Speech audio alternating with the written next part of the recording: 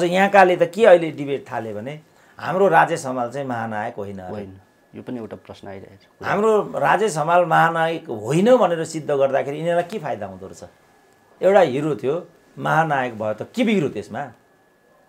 तर त्यसमा पनि आफ्नोलाई चाहिँ जताबाट पनि निषेध गर्ने, केपी ओली भए पनि भएन भन्ने, प्रचण्ड पनि भएन भन्ने, बाबु राम्री चाहियो भने हाम्रो रेखा थापा चाहिँ के तिनीहरूकी भन्दा कम छिन्? हाम्रो हिरो चाहियो भने हाम्रो राज्य समाल चाहिँ के तिनीहरूभन्दा कम छ त? उनीहरूको एउटा कलाकार आयो भने सुरक्षाको रूपमा यिनीहरूले हाम्रो नेपाली सेनाको मेजर खटाउँछन्। बाफरे, एयरपोर्टै लिन पुग्छन् भनौँ न। लज्जास्पद होइन? हाम्रो देशको 3टा फुली लगाएको मेजरलाई त्यहाँको एउटा कलाकार आउँदाखेरि अङ्गरक्षक बनाएर त्यहाँ पठाउने? हाम्रा छैनन् कलाकारहरू? राम्री चाहियो भने हाम्रो रेखा थापा चाहिँ के तिनीहरूकी भन्दा कम छिन्? हाम्रो हिरो चाहियो भने हाम्रो राज्य समाल चाहिँ के तिनीहरूभन्दा कम छ त? उसले त भनेकै छ, भारतको मिडियाले एउटा के इन्ट्रेस्टिङ कुरा भनेको छ भने नेपालमा अहिलेसम्म जति पनि प्रधानमन्त्रीहरूको भ्रमण भयो ती प्रधानमन्त्रीमध्ये एकजनाले मात्रै नेपाल र नेपालीको कुरा गरेको छ, बाँकीले आफ्नो मात्रै कुरा गरेको छ भनेको छ। नेल्सन मण्डेलाको नाम बरु जनलाई थाहा छ, किनभने देशभन्दा लोकप्रिय नेल्सन मण्डेला। देशले नेताको पहिचान होइन कि नेताले देशको पहिचान दिइराखेको हुन्छ। जुन 20 वर्ष अगाडि तिनको यहाँ टुनखेलमा ऊ भएको थियो, ब्रायन एडम्सन हो। ब्रायन एडम्स नै हो क्या अरे अमेरिकाको। तिनको हेर्न अमेरिकाबाट मान्छे। अब अहिले मैले भाइलाई अर्को पनि एउटा प्रश्न सोधेँ भने अघि एउटा प्रश्न सोधेर त हामीसँग गान्धी जतिकै बुद्ध छन् नि, गान्धीभन्दा 1000 गुणा माथि हुन् नि त बुद्ध। तुलनै गर्न मिल्दैन नि त। गान्धी कथा वाचन हुन्छ यहाँ होइन? हामीले पनि बुद्ध कथा वाचन गरे हुन्छ नि त। चाइनामा, जापानमा, इन्डियामा, सिङ्गापुरमा बुद्ध इन्डियन हो भनेर पढाइ हुँदो रहेछ। नट ओन्ली द्याट, हाम्रो सेन्ट्रल डिपार्टमेन्ट अफ इङ्ग्लिसमा गौतम बुद्ध इन्डियन हो भन्ने चाहिँ टेक्स्ट रहेछ यहाँ। बाल गङ्गाधर तिलकको नातिको पनि यस्तो उनीहरूले सम्मान गर्ने कि म आफै चकित भएँ। रानी ऐश्वर्या र राजाका सचिवहरू मिलेर 2 लाख रुपियाँमा गोदबा बेच्ताहरू छन्। त्यो लगाएको मान्छे छ भनेदेखि ब्रिटिस क्विनले पनि उठ्नु पर्दो रहेछ। मैले आफ्नै आँखाले देखेँ। मैले 12 जना गोर्खाहरूले पाएको छ त्यो तकमा। डाक्टर साहब, यहाँलाई एभरेस्ट नेपालमा स्वागत छ। ल हस्, धन्यवाद। डाक्टर साहब, एउटा कुरा चाहिँ अब म लगायत अब आम जनताले पनि यो नबुझेकै होला नि। जस्तो अब नेपाल र यो भारतको जुन यो मित्रता छ, एउटा यो भनौँ न यो बोर्डर पनि खुला छ, यो विश्वमा सायद छैन पनि होला अरू भए पनि जुन नेपाल र भारतको जस्तो सम्बन्ध दिएको छ त्यो त्यस्तो देखिँदैन। जस्तो यो जब नेपाल भूकम्पको बेलामा अघि डाक्टर साहबले पनि भयो, भूकम्पको बेला नाकाबन्दी लगाइदियो, अहिले कोरोनाको बेलामा रोड उद्घाटन गरिदियो। नेपाल सङ्कट जब एउटा महामारी अथवा सङ्कटमा परेको बेलामा चाहिँ भारतले यस्ता क्रियाकलाप गरेको देखिन्छ नेपालमाथि। अब यो चाहिँ किन यो जनसङ्कटमाथि सङ्कट थप्ने काम चाहिँ यो भारतको यो बार भएको चाहिँ कस्तो छ भने हाम्रो चाहिँ परनिर्भरता एकदम बढेर गयो। हजुर, सांस्कृतिक रूपमा पनि हामी उता मुखापेक्षी भयौँ। भर्खरै हाम्रो चाहिँ महान गीतकार रत्न शमशेर थापा चाहिँ दिवंगत भए। यहाँको मिडियाले थाहा नपाए जस्तो एउटा संवेदना पनि नाम मात्रको संवेदनाहरू मात्रै मैले देखेँ। तर त्यही बिचमा चाहिँ भारतका एकजना के सुशान्त राजपूत के भन्ने एकजना कलाकार नायक चाहिँ दिवंगत भए। उनको भन्दा अर्को सोसियल मिडियामा मैले खबरै देखिनँ। युट्युबका ट्रेन्डिङमा पनि 10 वटा ट्रेन्डिङमा 9 वटा उनकै थिए भनौँ न। के गर्ने त? अब यो प्रकारले एउटा सांस्कृतिक रूपमा हामी परावलम्बी भएका छौँ। अरूको चाहिँ राम्रो देख्ने। हाम्रो अझ यहाँकाले त के अहिले डिबेट थाले भने हाम्रो राज्य समाल चाहिँ महानायक होइन। यो पनि एउटा प्रश्न आइरहेको छ। हाम्रो राज्य समाल महानायक होइन भनेर सिद्ध गर्दाखेरि यिनीहरूलाई के फाइदा हुँदो रहेछ? एउटा हिरो थियो, महानायक भयो त के बिग्रो त्यसमा? तर त्यसमा पनि आफ्नोलाई चाहिँ जताबाट पनि निषेध गर्ने, केपी ओली भए पनि भएन भन्ने, प्रचण्ड पनि भएन भन्ने, बाबुराम पनि भएन भन्ने, आफ्नो चाहिँ सिद्ध्याउने अनि अरूको चाहिँ बोक्ने, आफ्नोलाई टोक्ने परायालाई बोक्ने, यो खालको पद्धति हामीभित्र छ। किन छ त भन्दा हामी स्वास्थ्य उपचार गर्न जस्तो मै अपरेसन गर्नु पर्यो त्यहीँ गयो। वीर अस्पताल अहिले कि भरेछ। टिचिङमा चरम राजनीतिकरण छ। अब यत्रो कोरोना भयो, निजी क्षेत्रका कुनै पनि अस्पतालले बिरामी नै लिन्नौ भने हाम्रो आँखाको अगाडि छ। अब त्यस कारणले स्वास्थ्यमा पनि हामी परनिर्भर, फिल्म यो कलाकारितामा पनि परनिर्भर, कुनै किसिमको तालिम लिनु पर्यो परनिर्भर, इकोनोमिकल्ली अब म तथ्याङ्कबाट भन्छु 2007 को दशकमा चाहिँ हाम्रो भारतसँगको व्यापारिक निर्भरता चाहिँ 95% थियो। यो राष्ट्र बैङ्कको आँकडा हो यो। 95% 2007 को दशकमा। 2012 सालमा यो बढेर चाहिँ 98% भयो। 98 व्यापारिक निर्भरता भारतसँग मात्रै 98%। पञ्चायतले 30 वर्षमा यसलाई घटाएर ल्याएर चाहिँ 30% मा ल्याइदियो। 98 लाई 38 मा ल्याइदियो। अहिले बहुदलको अर्को 29 वर्षले 30 वर्षले बढाएर यसलाई फेरि 80% मा लगिदिएको छ। यही कारण हो उसले चाहिँ हामीलाई पटक पटक निहाक्ने। किनभने उसलाई थाहा छ हाम्रो सीमा, हाम्रा लिमिटेसनहरू उसलाई थाहा छ। यिनीहरू केही पनि गर्न सक्दैन भन्ने थाहा छ। अनि हामीले जनयुद्ध त्यहीँ बसेर गऱ्यौँ, 12 बुँदे त्यहीँ गऱ्यौँ। अनि हामीले उसलाई ठेगानमा राख्ने हाम्रो नीति भएन। जस्तो उनीहरूको एउटा कलाकार आयो भने सुरक्षाको रूपमा यिनीहरूले हाम्रो नेपाली सेनाको मेजर खटाउँछन्। बाफरे, एयरपोर्टै लिन पुग्छन् भनौँ न। लज्जास्पद होइन? हाम्रो देशको 3टा फुली लगाएको मेजरलाई त्यहाँको एउटा कलाकार आउँदाखेरि अङ्गरक्षक बनाएर त्यहाँ पठाउने? हाम्रा छैनन् कलाकारहरू? राम्री चाहियो भने हाम्रो रेखा थापा चाहिँ के तिनीहरूकी भन्दा कम छिन्? हाम्रो हिरो चाहियो भने हाम्रो राजेश हमाल चाहिँ के तिनीहरूभन्दा कम छ त? हामीसँगै कलाकारहरू छैनन् त? हाम्रा डान्स गर्न जान्दैनन्? हाम्रै कलाकारलाई लिएर चाहिँ साङ्गीतिक कार्यक्रम गर्दा हुँदैन यिनीहरूले? हो, यो कारणले उसले हामीलाई हेर्छ। हाम्रा ठुल्ठुला प्रोफेसर छैनन् हाम्रा? यिनीहरूलाई एसडी बुनि नै चाहिने यिनीहरूलाई। अनि यिनीहरूलाई लोकराज बराल भए नहुने? ल सुरेन्द्र केसी त यिनीहरूलाई, किनभने यिनीहरूको पार्टीको लठुवा छैन, कामै लाग्दैन, बोल्नै जान्दैन, लेख्नै जान्दैन, सिद्धियो। अनि यिनको लोकराज बराल त जान्दो हो नि त, राम्रो लेख्न पनि जान्दो हो। कृष्ण खनाल छन् यिनीहरूका, कृष्ण पोखरेल छन् त, प्रोफेसर होइन तिनीहरू चाहिँ। अरू कैयौँ प्रोफेसरहरू छन्, राम्रा राम्रा डिप्लोमेटहरू छन्। मधु रमण आचार्य छन्, राजेश्वर आचार्य छन्, डाक्टर सिम खडा छन्, 101 छन् त हाम्रा पनि।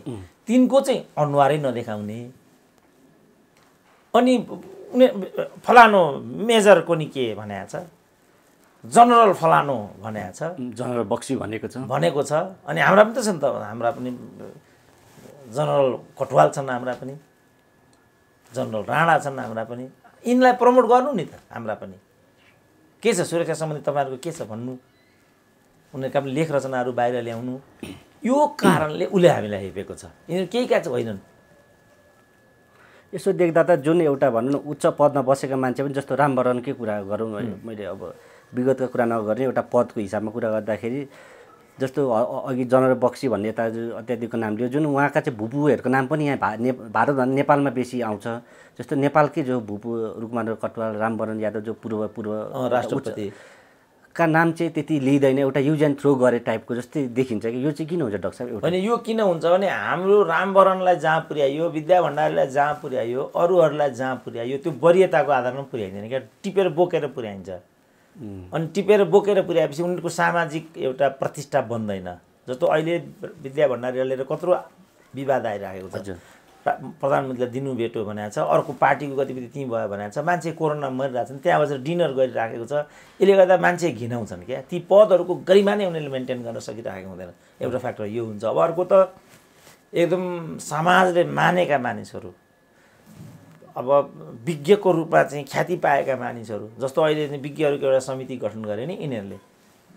अब ठ्याक कस्तो विवाद आयो त यो? अब विज्ञको समितिमा बसिराखेका छन्, कहाँ भारतले मात्रै मिचेको, चिनले पनि त्यतिकै मिचेको छ भन्ने विवाद ल्याइदिए हो। यो कारणले गर्दाखेरि मान्छे घिनाउँछन् क्या। उनीहरूले त आउटस्ट्यान्डिङ सुरुदेखि अन्त्यसम्म चाहिँ समाजलाई उनीहरूले कन्ट्रिब्युट गरिराखेका, उनीहरूले इनपुट दिइरहेका, जनताहरूको चासो र कन्सर्नहरूलाई चाहिँ उठाइरहेका। जस्तो हाम्रो गोविन्दै केसी भनौँ न, जे भए पनि बिचरा एमबिबिएस डाक्टर हो होइन, पूर्ण रूपमा समर्पित देखिन्छन् नि त उनले।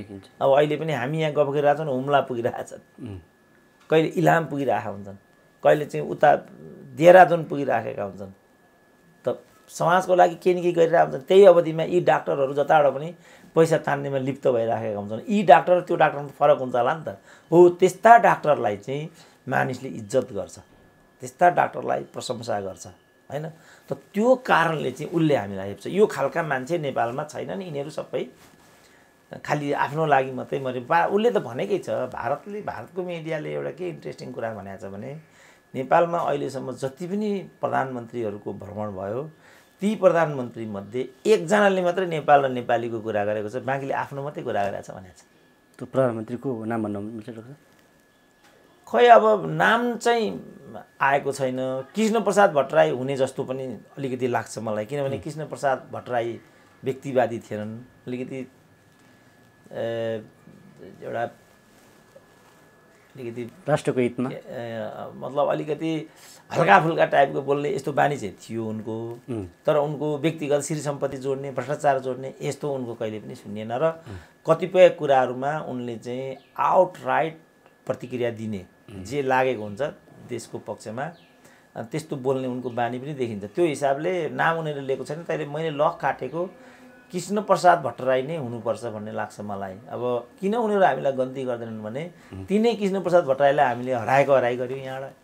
1 वर्ष प्रधानमन्त्री पनि हुन दिएनौँ हामीले। त्यस कारण यिनीहरू केही मान्छे होइनन् भन्ने खालको इमेज गइरहेछ हाम्रो त्यहाँ। अब राजदूतहरूले, विदेश मन्त्रीहरूले हाम्रो इज्जतलाई चाहिँ जस्तो भनौँ न नेल्सन मण्डेला, सुनेको छ भाइले नेल्सन मण्डेलाको नाम? सुनेको छु। कुन देशको राष्ट्रपति हुन् भन्नु त? अफ्रिका। शुद्ध भन्नु त कुन? अफ्रिका। त्यति आउँदैन, किनभने नेल्सन मण्डेलाको बरु नाम सुनेको छ। कुन देशको? उनी चाहिँ साउथ अफ्रिकाका राष्ट्रपति हुन्। नेल्सन मण्डेलाको नाम बरु जनलाई थाहा छ, किनभने देशभन्दा लोकप्रिय नेल्सन मण्डेला हो। उनको प्रतिष्ठा पनि माथि छ। तर साउथ अफ्रिका बरु कन्फ्युज छ। नेल्सन मण्डेला भन्ने ठुलो एकजना नेता छन् भन्ने कुरा कन्फ्युज छैन। कहिलेकाहीँ के हुन्छ भने देशले नेताको पहिचान होइन कि नेताले देशको पहिचान दिइराखेको हुन्छ। त्यसकारण व्यक्तित्व, विज्ञ, कलाकारै पनि भनौँ न, कत्रा कत्रा विश्वमा कलाकारहरू हुन्छन्। एकजना कलाकार थिए, मलाई म यो अङ्ग्रेजी गीत सङ्गीतमा त्यति वाकिफ छैन। Michael Jackson? No, not Michael Jackson. भर्खर यस बिचमा चान्चुन 20 वर्ष अगाडि तिनको यहाँ टुनी खेलमा ऊ भएको थियो। ब्रायन एडम्सन हो। ब्रायन एडम्स नै हो क्या अरे अमेरिकाको। तिनको हेर्न अमेरिकाबाट मान्छे आएका अरे यहाँ, किनभने त्यो खर्चले त्यहाँ टिकट काटेर हेर्नुभन्दा त्यो खर्चले त्यहाँबाट यहाँ आएर यो गीत सुनेर फेरि फर्केर जाने खर्च पनि हुन्छ अरे। सँगसँगै नेपाल पनि घुम्न पाइयो हो। त्यो खालका चाहिँ कलाकारहरूले चाहिँ, कलाकार पनि त देशको गहना हो भनेको कुरा नै त्यो कहीँ जस्तो सेक्सपियर। अब युके जाने मानिसहरूले मनमा अनेक लक्ष्यहरू राखेका हुन्छन्। खास गरी साहित्यमा चासो दिने मानिसहरूले अनेक लक्ष्यहरू राखेका हुन्छन्। त्यसमा एउटा लक्ष्य चाहिँ सेक्सपियरको जन्मस्थल हेर्ने, त्यो राखेका हुन्छन्। अब अहिले मैले भाइलाई अर्को पनि एउटा प्रश्न सोधेँ भने अघि एउटा प्रश्न सोधेर त यहाँ अधिकांश मानिसहरूलाई लक्ष्मीप्रसाद देवकोटाको घर कहाँ छ भनेर थाहा हुँदैन। अधिकांशलाई थाहा छ, नाम थाहा छ तर थाहा छैन। लक्ष्मीप्रसाद देवकोटा पनि त सेक्सपियर भन्दा महान हुन् नि त हाम्रो नेपालको सन्दर्भमा। विश्वस्तरका कवि हुन् लक्ष्मीप्रसाद देवकोटा पनि। तर हामीलाई दलसँग जोडिएको कवि कलाकार भयो भने हाई हुन्छ। हजुर। दलबाट पर रहेको सुरेन्द्र केसी जस्तो भयो भने मान्छेले चिन्दैनन्।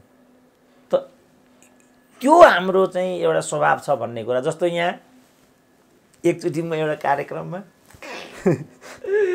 यो देश सम्झिँदा मलाई कस्तो हजुर तपाईँले के एउटा महाभारत कथा कि के भन्ने कार्यक्रम राखेको रहेछ यहाँ। विमलेन्द्र निधि मन्त्री थिए, अनि पुरुषोत्तम दाल भन्ने मेरा साथी, उनले नै बोलाए जस्तो लाग्छ मलाई पनि बोलाएको थियो। गान्धी कथा यस्तै के कार्यक्रम थियो क्या, गान्धी कथा वाचन हुन्छ यहाँ होइन। हामीले पनि बुद्ध कथा वाचन गरे हुन्छ नि त। हामीसँग गान्धी जतिकै बुद्ध छन् नि, गान्धीभन्दा 1000 गुणा माथि हुन् नि त बुद्ध। तुलनै गर्न मिल्दैन नि त। तर हामीले बुद्धलाई चाहिँ हाम्रो जीवनको अङ्ग बनाएनौँ। फलस्वरूप बुद्ध हाम्रो भन्दै उताकाले हजुरले भन्दै आफ्नोलाई घोच्ने अरूकोलाई बोक्ने भने जस्तै ठ्याक्कै। अब मैले अहिले भनौँ चाइनामा, जापानमा, इन्डियामा, सिङ्गापुरमा बुद्ध इन्डियन हो भनेर पढाएको हुँदो रहेछ। नट ओन्ली द्याट, हाम्रो सेन्ट्रल डिपार्टमेन्ट अफ इङ्ग्लिसमा गौतम बुद्ध इन्डियन हो भन्ने चाहिँ टेक्स्ट रहेछ यहाँ। लुम्बिनी नै उहाँ बनाइसके। वैकल्पिक लुनी उनीहरूले बनाइराखेका छन् पारिपट्टि। त यो कुरामा हामीले गर्ने विचार यो जगमा उनीहरूले हामीलाई यदि लोक सब बेकुफे भन्ने खालको उनको बुझाइ छ। किनभने यिनीहरूलाई चाहिँ गान्धी चाहिने बुद्ध नचाहिने, अनि उताको फलानु जनरल चाहिने हाम्रो रुकमाङ्गतको नामै सुन्नु भएन, अनि उताको राहुल साङ्कृत्यान भनेपछि यहाँ मान्छेको कण्ठै छ नरहरी योगी नरहरीनाथको नामै सुनेको छैन। उताका काले राईले खानै नपाएर भोकै मर्नु पर्यो स्वामी प्रपन्नचार्यले हो। त्यस कारण उनीहरूले हामीलाई हेपिराखेको छ। हामीले हाम्रा चाहिँ कलाकारहरू, हाम्रा साहित्यकारहरू, हाम्रा नेताहरू होइन, अहिले अझ जस्तो बिपी कोइराला के भनौँ न, एउटा लामो समयसम्म बिपी कोइरालाको कृति म आफै पढ्दिनँ थिएँ। अहिले मैले आफूलाई एकचोटि फेरि रिभिजिट गरेँ। सबभन्दा बढी म अहिले बिपी कोइरालाका सामग्रीहरू पढ्छु। अब हामी त्यस्ता वैगुणी छौँ। त यो कारणले उनीहरूले हामीलाई योचोटि म यो पुणेमा एउटा प्रेजेन्टेसनमा लिएर गएको थिएँ। त्यो प्रेजेन्टेसनमा चाहिँ यो हाम्रो बाल गङ्गाधर तिलक भारतीय स्वतन्त्र सङ्ग्रामका ठुला नेता र एउटा फेजका नेता हुनु नि, उनकै नाममा खुलेको युनिभर्सिटीको 100 वर्ष पुगेको उपलक्ष्यमा मलाई चाहिँ मुख्य वक्ता भनेर यहाँबाट बोलाएर उनीहरूले निम्तो दिएर बोलाएको थिएँ त्यहाँ। त्यहाँ चाहिँ मैले यसो हेरेँ, बाल गङ्गाधर तिलकका नाति चाहिँ त्यहाँ अहिले भिसी रहेछन् त्यो विश्वविद्यालयका, पुणेको। त्यो बाल गङ्गाधर तिलकको त के, बाल गङ्गाधर तिलकको नातिको पनि यस्तो उनीहरूले सम्मान गर्ने कि म आफै चकित भएँ। त हामी कहाँ यहाँ ल कसले कसको सम्मान गर्छ त? यहाँ कसैले कसैको जोसँग पैसा छ, जोसँग पावर छ त्यसले सम्मान पाएको छ। प्रज्ञा प्रतिष्ठानमा चाहिँ प्राज्ञहरू त्यसरी नै बनाइएको हुन्छ, राष्ट्रिय प्रतिभाहरू पुरस्कारहरू दिन्छन् त्यसरी नै दिएको हुन्छ। मैले भर्खर ऋषि कुमार पाण्डेको एउटा किताब पढेँ, रानी ऐश्वर्य र राजाका सचिवहरू मिलेर 2 लाख रुपियाँमा गोदवा बेच्ताहरू छन् त्यति बेला। अहिले त 25,000 बेच्छन् होला यिनीहरू। गोदवा भन्नाले गोर्खा दक्षिण बाबु राजाले दिने सबभन्दा ठुलो तकमा 2 लाख रुपियाँमा बेच्ताहरू छन् तिनीहरू। अब अहिलेका यस्ताले यिनको त के कुरा गर्ने त? त्यसपछि हेप्दैन त कसैले हामीलाई? हो, यो कारणले उसले हामीलाई हेपिराखेको छ। चाइनाले हामीलाई धेरै बाटो हेऱ्यो, किनभने राजाको पालामा त फरेन पोलिसी अलिकति स्ट्रङ थियो, सेक्रेसी पनि थियो, सारा डिप्लोमेटहरूको डिपुटेसन त्यसरी नै हुन्थ्यो। चाइनाले त्यो कुरा हेर्थ्यो क्या, त्यो अनुसारको हामीलाई इज्जत पनि गर्थ्यो। अब अहिले त्यो सब कुरा हामीले लुज गर्दै गयौँ। इन्टरनेसनल हाम्रो जुन एउटा इमेज थियो, जुन एउटा रोल थियो, नेपाल भन्ने बित्तिकै गोर्खा आर्मीको रूपमा होस्, शान्ति सेनामा फौज पठाएको रूपमा होस्, सगरमाथाको देशको रूपमा होस्, गौतम बुद्धको देशको रूपमा होस्, थियो नि त। ब्रिटिसहरू साम्राज्यवाद विरुद्धमा लडेका हामीहरू, हाम्रा लाउरेकै रूपमा ब्रिटिस विदेशी सेनामा गएका लाउरे नै भए तापनि 12 जनाले त भिक्टोरिया क्रस लिएर आएका छन्। भिक्टोरिया क्रस भनेको चाहिँ यस्तो हुँदो रहेछ, यति इज्जतिलो तकमा हुँदो रहेछ। त्यो लगाएको मान्छे छ भनेदेखि ब्रिटिस क्विनले पनि उठ्नु पर्दो रहेछ। मैले आफ्नै आँखाले देखेँ। मैले त्यो किसिमको सम्मान पाइदियो, त्यस्तो सम्मान, त्यो त्यस्तो प्रधानमन्त्रीले यसो गर्नुपर्ने त्यहाँ। अनि नेपालका अब यहाँ 12 जनाले पाएका, 12 जना गोर्खाहरूले पाएको छ त्यो तकमा। अब त्यो रूपमा होस्, हाम्रो मुलुकको चाहिँ एउटा नेम फेम रह्यो हिजो। अहिले त्यो नेम फेम हामीले गुमायौँ, त्यसपछि उनीहरूले हेप्न थाले। यो थियो कारण चाहिँ हेप्ने। अब यसमा मुख्य दोष चाहिँ कसलाई दिन मिल्छ? नेपालको राजनीतिलाई दिने कि नेपाली जनतालाई दिन? होइन, यो राजनीति जनता भन्ने कुरै छैन। मूल नेतृत्वले, जस्तो भनौँ न प्रचण्डले पनि अहिले ठिक छ तपाईँ पदमा बस्नुहोस्, तर यी नीतिहरू पार्टीका हुन्, तपाईँ यो अनुसार अगाडि बढ्नुपर्छ, अरू कुरा म जान्दिनँ भनेपछि चुइँको भइहाल्छन् नि। अब यहाँ त अब के छ, यहाँ मेरो छोरीलाई राखिदिए, यहाँ मेरो बुहारीलाई राखिदिए, यहाँ मलाई यति कमिसन दिए, यहाँ मलाई मेरो फलानु मान्छे राखिदिए, हेपिहाल्छन् नि त। अनि मलाई भन्नु न, अब म चाहिँ एउटा पोजिसन लिएर हिँडिराखेको छु, आफूलाई लागेको कुरा व्यक्त गरिराखेको छु। मैले यसमा ततर्किनु पर्ने कुनै पनि कुरा छैन। तर मैले यो भन्यो भने यो हुन्छ कि, ऊ भन्यो भने ऊ हुन्छ कि भन्यो भने त भाइहरूले अन्तर्वार्ता लिन छोडिहाल्छौ नि। मलाई किन लिने हो मेरो अन्तर्वार्ता? कसले सुन्छ त्यो, कसले हेर्छ त्यो अन्तर्वार्ता? दलाल र एउटाको भन्छन् कुरो सिद्धिन्छ। अब यो त नेताको हकमा पनि हुन्छ, राष्ट्रको हक, इन्टरनेसनली जस्तो UN हुन्छ, असम लाग्न फोरमहरू हुन्छन्, सार्कको हुन्छ, त्यहाँ कतिको चाहिँ पोजिसनले आफ्नो विषय मूल्याङ्कन हुन्छ नि त। त्यहाँ त UN मा कुनै कुनै मैले UN कन्फरेन्स इन्टरनेसनल कन्फरेन्सहरूमा मैले सहभागी गरेका कति अनुभवहरू मसँग त्यहाँ म के देख्छु भनेदेखि अमेरिकाको प्रतिनिधि आउने भयो, जापानको प्रतिनिधि आउने भयो, चाइनाको प्रतिनिधि आउने भयो भने सबैले ध्यान दिएर सुन्छन्। किनभने उनीहरूले एक लाइन हालिदियो भनेदेखि IMF र चाहिँ ADB को कस्तो नीति हुने हो साउथ एसियालाई लिएर फरक पर्छ त्यहाँ। र त्यो ती संस्थाहरूको चिफ या त फ्रान्स हुन्छ या त जापान हुन्छ या त चाइना हुन्छ। जस्तो अहिले IMF को चिफ फ्रेन्च जस्तो लागिरहेछ मलाई। त उनीहरूले एक शब्द दाहिनेबाट देब्रे पारिदिए भनेदेखि त त्यो कुनै मुलुकको विकासको रफ्तारमै भिन्नता हुन्छ। जस्तो MCC भनौँ न, अहिले MCC को चाहिँ $1 करोड को कुरा छ भनेदेखि त्यसलाई साँच्चै सही क्षेत्रमा प्रयोग गर्ने हो र त्यसमा अमेरिकाको चाहिँ सामरिकता अन्तर्निहित छैन भने त्यसबाट हामीले एउटा रिजल्ट दिन सक्छौँ नि त देशलाई। अब सक्यौँ न भने उसको एउटा रणनीतिक लक्ष्य रहेछ भने त फेरि फस्छौँ हामी। त्यो के हो भन्ने कुरा त पर्गेल्ने कसले? मैले होइन, नेताले नै हो नि। त्यो देख्ने कसले हो? नेताले नै हो नि त। त्यसकारण हामी कस्तो हुने, के हुने, अब त्यसको डिग्निटी के हुने, कस्तो हुने भन्ने कुराको निदो गर्ने भनेको चाहिँ नेतृत्वको पनि मूल नेतृत्वले चाहिँ हो। केपी ओलीले, प्रचण्डले, अरू ठुला नेताहरूले। अब उनीहरू नै एउटा सत्ताको पछाडि लागेपछि, उनीहरू नै रात दिन कलहमा लागेपछि मैले जङ्गबहादुरको भर्खर यो जुन म किताब लेखिराखेको थिएँ यो कोरोना सन्दर्भ पारेर, त्यो किताबमा मैले जङ्गबहादुरको बेलायत यात्रा भन्ने किताब फेरि दोहोऱ्याएर पढेँ। जङ्गबहादुर युरोप भिजिट भन्ने लेखिरहेको छ, त्यसको अङ्ग्रेजी पनि छ। त्यो किताब पढिरहँदाखेरि उनले जङ्गबहादुर त्यसमा के भनिराखेको छ भने देशलाई मिलाइराख्न सकियो भने मात्रै विदेशमा कुनै पनि नेताको चाहिँ प्रतिष्ठा राम्रो हुन्छ भन्ने जङ्गबहादुरले ल आजभन्दा 160 वर्ष अगाडिको कुरा हो। यो आजभन्दा 160 वर्ष अगाडिको एउटा लठुवा नेता पनि जङ्गबहादुर न लेख्न आउँथ्यो, न पढ्न आउँथ्यो, न चेतना थियो त्यो बेला। त्यस्तो नेताले मुलुकको स्ट्रेन्थ भारदारहरू बिचको एकतामा छ भन्ने कुरा बुझेको रहेछ। आज भन्नुपऱ्यो 160 वर्ष पछिका यत्र पढे लेखेका नेताहरूले हामी झगडा गऱ्यौँ भने विदेशीले हेप्छ भन्ने पनि थाहा रहन्छ यिनीहरूलाई। मिनेन्द्र रिजालले बरु प्रतिपक्षको नेताले म चाहिँ लिम्पियाधुराको मामलामा प्रधानमन्त्रीसँग छु भन्न उनलाई कुनै हेजिटेसन भएन। तर हाम्रै अर्को पार्टीका आफ्नै नेताहरूलाई यो कुरा मन्जुर भएन, प्रधानमन्त्रीले राजीनामा दिनुपर्छ भन्ने ठाउँमा विषय आइपुग्यो। यो राम्रो हुँदैन, यसले पे गर्दैन। यसले म केपी ओली भन्दा नि भोलि हुने प्रधानमन्त्रीको लागि बोल्दैछु नि त म त। किनभने आजै यो गर्ने बित्तिकै भोलिले त्यही गर्ने भए त्यही परम्परा जुन अहिलेसम्म भयो। मैले अघि भने कुरा झलनाथ खनाल र केपी ओलीकै हेर्दा पनि भयो विगतको त्यो सबै उदाहरण छ। अब केपी ओली जथाभावी बोलेको रहेछ, अब झलनाथ जथाभावी बोलिरहेछ। अब हिजो माधव नेपाल सरकारको हकमा प्रचण्डले नि त्यो जुत्ताले हानिरहेको छ, त्यहाँ कालो मोसो लगाउने भनिरहेको छ। त्यहाँ भनेपछि यो जति मिलेको देखिए पनि यो सबै कृत्रिम स्वार्थमुखी मात्रै रहेछ। यो पदका लागिको यो गाँड गुरुङ, देश जनताका लागिको गाँड विचार सिद्धान्त त्यो भनौँ न। बालोटारको बैठकमा विचार सिद्धान्त देश भन्ने कुरा त एक दिन पनि आएन नि। त्यहाँ खालि तपाईँले राजीनामा दिनुपर्छ किनभने हामीलाई गाली गर्नु यति छ नि त।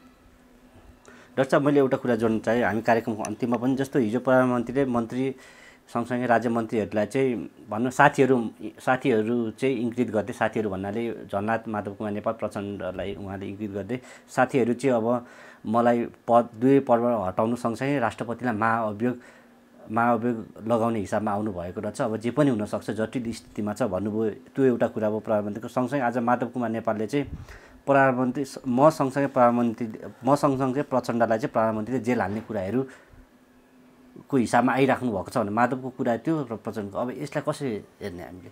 यो कुरा चाहिँ असत्य भन्ने भएको छ र घनश्याम भुसाललाई उदाहरणमा लिइएको छ। यो चाहिँ खालि जर्मनीमा यस्तो हुन्थ्यो अरे क्या, एक लाइनमा चाहिँ जर्मनलाई डिनाउन्स गरेको, अर्को लाइनमा चाहिँ फ्रेन्चलाई डिनाउन्स गरेको। भाषा एउटै, खालि त्यो जर्मन र फ्रेन्च भन्ने शब्दलाई मात्रै निकाल्दै जहाँ जर्मन चाहिन्छ जर्मनलाई राख्ने, जहाँ फ्रेन्च चाहिन्छ फ्रेन्चलाई राख्ने। त्यो चाहिँ के रहेछ भने त्यो पम्पलेट चाहिँ एउटै कम्पनीले बेच्दो रहेछ अरे। अनि पैसा चाहिँ जर्मनी तर्फबाट पनि त्यहीँ पुग्ने, फ्रेन्च तर्फबाट पनि त्यहीँ पुग्ने भने जस्तो एउटै संयन्त्रले यो महाअभियोग र प्रधानमन्त्री विरोधी गतिविधिहरू गरिराखेको छ। मैले दुवै शिविरमा बुझ्दाखेरि यो कुरा सत्य होइन भन्ने चाहिँ एउटा जोक सुनाएका थिए अरे घनश्याम भुसालले त्यहाँ भने चाहिँ सत्य पनि हुनसक्छ र असत्य हो भन्ने रूपमा कुरा बढी आइराखेको छ। अब कसैले खेल्न खोजिरहेछ कि यहाँभित्र। तर मैले एउटा यो गणतन्त्रमा जो राष्ट्रपति एउटा चुपचाप भएर सेरोमोनियल भएर बसेको राष्ट्रपति बारम्बार मुचाउनु अथवा त्यसमा घुसाउनुको कारण चाहिँ के हो डाक्टर साहब? त्यो मैले अघि भने नि त, राष्ट्रपति पद भन्ने चाहिँ सामाजिक रूपमा यो दल, सिद्धान्त, विचार, जात, धर्म, लिङ्गभन्दा माथि उठेको व्यक्ति, मैले कतिचोटि भने त राइट मेन राइट प्लेस हुनुपर्छ र यी संवैधानिक पदहरूमा, कूटनीतिक पदहरूमा मोलतोल होइन, तेरो मेरो होइन। कतिचोटि भने त मैले, अब भाइहरूलाई पनि अब रियलाइज हुनुपर्ने यो रहेछ भनेर। अहिले राष्ट्रपति चाहिँ अघि मैले आफूलाई उदाहरण दिएर भने नि त, यदि म त्यो ठाउँमा हुन्थेँ भने यस्तो हुन्थ्यो त भने नि। यस्तो किन भयो त भन्दा उनीहरूको आफ्नो विद्या भण्डारी हुन्, आफ्नो कार्यकर्ता हुन्, उनको छुट्टै कुनै पहिचान र अस्तित्व नै छैन। मदन भण्डारीकी श्रीमती हुन् र उनकी कार्यकर्ता हुन्। अब त्यो धेपिहाल्छ नि त जसले पनि। यो कारणले त्यो पदलाई उनीहरूले ह्याकुलाले मिच्यो। होइन भने मैले अघि पनि भने नि, जस्तो प्रचण्डको चाहिँ त्यति बेला रुखमाङ्ग कटुवाल प्रकरण हुँदाखेरि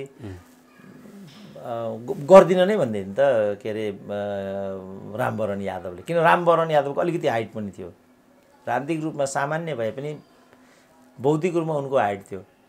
र पछि लामो समयसम्म म कदम चाल्छु कि भने जस्तो मेसेज पनि दिइराखेका थिए रामवरण यादवले। त्यो स्ट्यान्डमा उभिएका थिए। हजुर, एउटा स्ट्यान्डमा उभिएका त्यो थियो नि त। त्यो विद्या भण्डारीसँग त्यो नहुनु यो हो।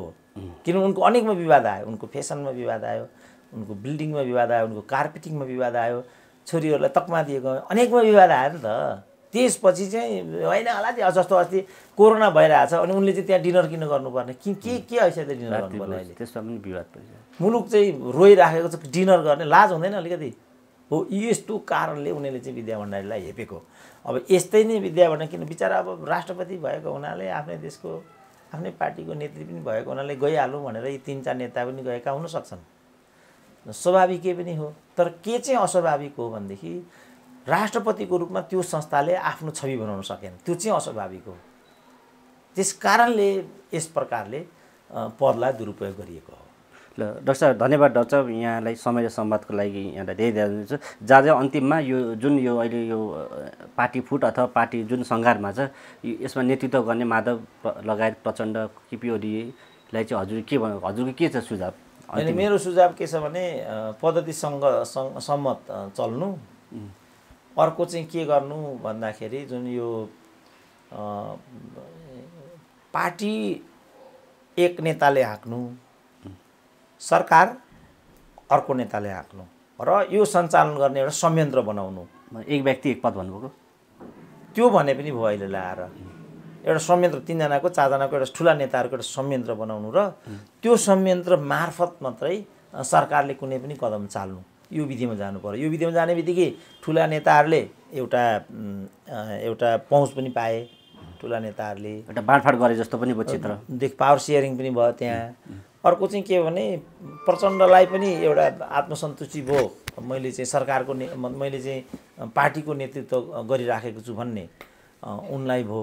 हजुर, प्रधानमन्त्रीलाई पनि चाहिँ जबरजस्ती अपमान गरेको भन्ने एउटा हीनता बोधबाट सेफ ल्यान्डिङतिर विषय गयो नि त। अब अहिले फाइट टु फिनिस, कि त छैनस् कि म छैन भन्नेतिर गइयो भनेदेखि त अब यो पार्टी त सिद्धिन्छ नै, देशलाई पनि राम्रो गर्दैन।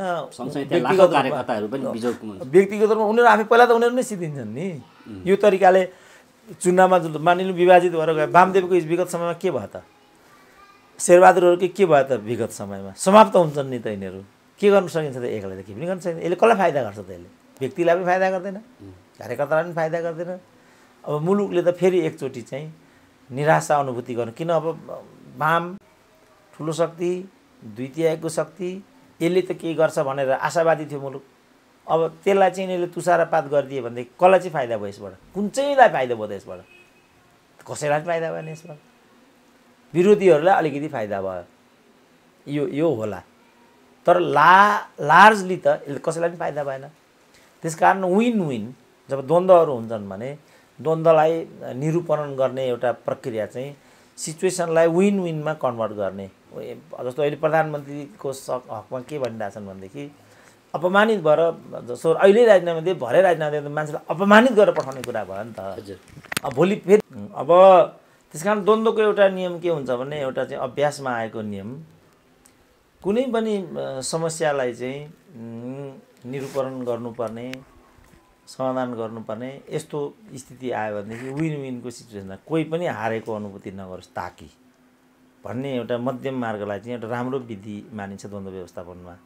यो पोइन्टमा पनि अब प्रधानमन्त्रीलाई राजीनामै दिएर त्यहाँबाट लखेट्नु अनि मलाई चाहिँ लखेटेर यहाँबाट बहिर्गमन गराए भन्नु एउटा 14 वर्ष चाहिँ जेल बसेको एउटा चाहिँ पार्टीको अध्यक्ष भएको बालवाला प्रधानमन्त्रीको हकमा शोभनीय भएन नि त। अब यो पक्षले पनि यो कुरा उठाइहाल्यो तिमीलाई म पेलेरै ठिक लाउँछु भन्नु यो पनि त दिगो शान्तिका दृष्टिकोणले पार्टीभित्रको अन्तर्विरोध हलका दृष्टिकोणले उपयुक्त भएन नि। यो चाहिँ के भने फाइट टु फिनिसको सिद्धान्त हो। फाइट टु फिनिस कसैको लागि पनि राम्रो हुँदैन। यसले कसैलाई पनि पे गर्दैन, मुलुकलाई पनि पे गर्दैन, व्यक्तिगत रूपमा नेताहरूलाई पनि पे गर्दैन। यसले पेएबल बनाउने भनेको चाहिँ विन विन हो। विन विन भनेको पावर सेयरिङ हो। पावर सेयरिङमा जानुपर्छ। त्यसको लागि हुनुपर्यो एउटा पार्टी सरकार सञ्चालन गर्ने एउटा समिति उच्च स्तरीय समिति बनाउनु। त्यहाँ चाहिँ सबै पूर्व प्रधानमन्त्री त्यहाँ राख्नु। वामदेव अर्का खतरनाक छन् तिनलाई पनि त्यहाँ राख्ने र एउटा त्यो बनाउने अनि त्यसले नीति दिने अनि यसको कोअर्डिनेट प्रचण्डले गर्ने यसको इम्प्लिमेन्टेसन चाहिँ प्रधानमन्त्रीले गर्ने। यो विधिबाट उनीहरू अगाडि बढ्यो भने कार्यकर्तालाई पनि हौसला हुन्छ, उनीहरूलाई पनि राम्रो हुन्छ, मुलुकलाई पनि राम्रो हुन्छ। अब उनीहरूले मान्छन् भने अब हामीले भनेको दिन किन मान्छन् यिनको त आफ्नै भक्तले भनेको मात्रै यिनीहरूलाई प्यारो लाग्छ, गोकुल बाँसकोटाहरूले भनेको मात्रै यिनीहरूलाई प्यारो लाग्छ। अब यी मैले पनि भनेको उनीहरूलाई चाहिँ सुन्ने फुर्सद छ भने मेरो सजेसन चाहिँ अहिलेको विवादको सन्दर्भमा यो हुन्छ। हस् डाक्टर साहब, यहाँलाई समय र संवादको लागि यहाँलाई धेरै ल हस्, धन्यवाद।